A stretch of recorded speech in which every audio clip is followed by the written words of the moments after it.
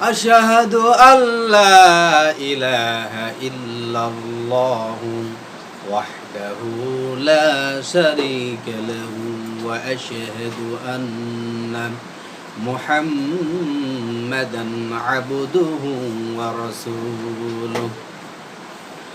আমি সাক্ষ্য দিচ্ছি যে একমাত্র আল্লাহ তাআলা হক ইলাহ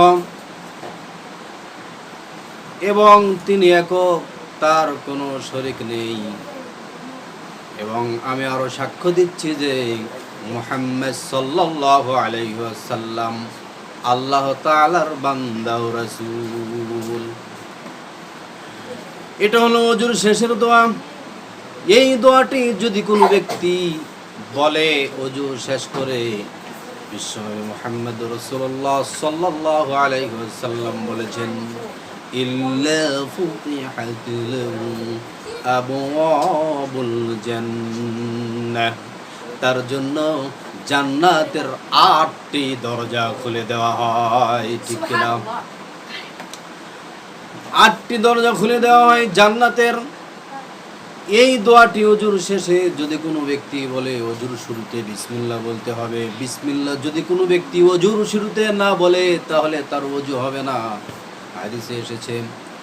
আর ওযু শেষ করে দিয়ে এই দোয়াটি বলতে হবে, আশহাদু আল্লা ইলাহা, আমার সাথে সাথে বলুন, আশহাদু আল্লা ইলাহা ইল্লাল্লাহু ওয়াহদাহু লা শারীকা লাহু ওয়া আশহাদু আন্না মুহাম্মাদান আবদুহু ওয়া রাসূলুহু।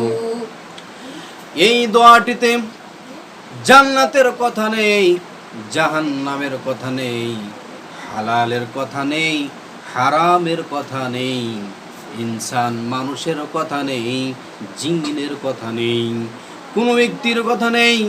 একমাত্র আল্লাহ সুবহানাহু ওয়া তাআলার তাওহীদের কথা আছে। আর আমাদের নবী সম্পর্কে সাক্ষ্য দেওয়া সম্পর্কে নবীর কথা আছে।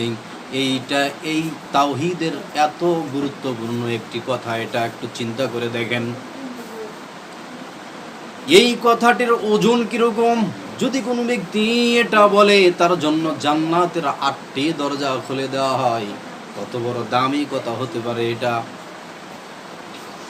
সারা পৃথিবী এক পাল্লায় রেখে দিবেন, আর আল্লাহ সুবহানাহু ওয়া তাআলার কালেমা এক পাল্লায় রেখে দিবেন, দিয়ে টান দিবেন। আল্লাহ রব্বুল আলামিনের কালেমার পাল্লার ওজন বেশি হবে। ঠিক কিনা? সুবহানাল্লাহ। এই দোয়াটি ওযুর শেষে বলার সময় অনেক মানুষেরা দেখবেন আকাশের দিকে শাহাদাত আঙ্গুল এভাবে দিয়ে থাকে, আর আকাশের দিকে তাকিয়ে তাকিয়ে দোয়াটি বলে। হাদিসের ভিতরে এরকম কোনো প্রমাণ নেই, অথচ নিজেরা মন গড়া ভাবে যা ইচ্ছা তাই আমল করতেছে। রাসূল সাল্লাল্লাহু আলাইহি সাল্লামের কোনো সমর্থন নাই যে তোমরা ওযু শেষ করে দিয়ে এই দোয়াটি আকাশের দিকে এভাবে তাকিয়ে থেকে তোমরা বলবে, এরকম কোনো সমর্থন নাই। আর দিদারসে কিছু মানুষেরা এরকম আমল, নিজেদের মন গড়া কিছু আমল তৈরি করে নিতেছে। এই আমলগুলোই হলো বেদাত। ঠিক। বলতে যাচ্ছিলাম আরেকটি দোয়া আছে ওযুর শেষে। রাসূল সাল্লাল্লাহু আলাইহি ওয়াসাল্লাম বলেছেন, ওযু শেষ করে দে তোমরা এই দোয়াটি বলবে, আল্লাহুম্মা জাআলনি মিনাত তাওয়াবিন ওয়া জাআলনি মিনাল মুতাতাহহিরিন। আল্লাহু আকবার, আল্লাহু আকবার। আল্লাহুম্মা জাআলনি, হে আল্লাহ আপনি আমাকে পবিত্রতা অর্জনকারীদের অন্তর্ভুক্ত করুন, আর তওবাকারীদের অন্তর্ভুক্ত করুন। যারা পবিত্রতা অর্জন করেছে তাদের অন্তর্ভুক্ত, তাদের দলভুক্ত আপনি আমাকে করুন। আর যারা তওবা করেছে তাদের দলভুক্ত আপনি আমাকে করুন। এই দোয়াটি আমরা ওযুর শেষে 2টা দোয়া পেলাম। একটা হলো আশহাদু আল্লা ইলাহা ইল্লাল্লাহু ওয়াহদাহু লা শারীকা লাহু ওয়া আশহাদু আন্না মুহাম্মাদান আবদুহু ওয়া রাসূলুহু, একটা দোয়া।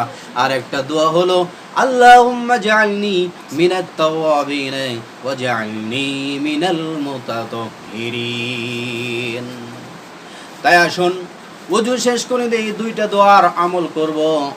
আর ওযুর এত ফজিলত রয়েছে, রাসূল সাল্লাল্লাহু আলাইহি সাল্লাম বলেছেন, আমার উম্মতের উপরে কঠিন হবে বলে বিবেচনা না করলে প্রত্যেক ওযুর শুরুতে মেসওয়াক করার নির্দেশ দিতাম।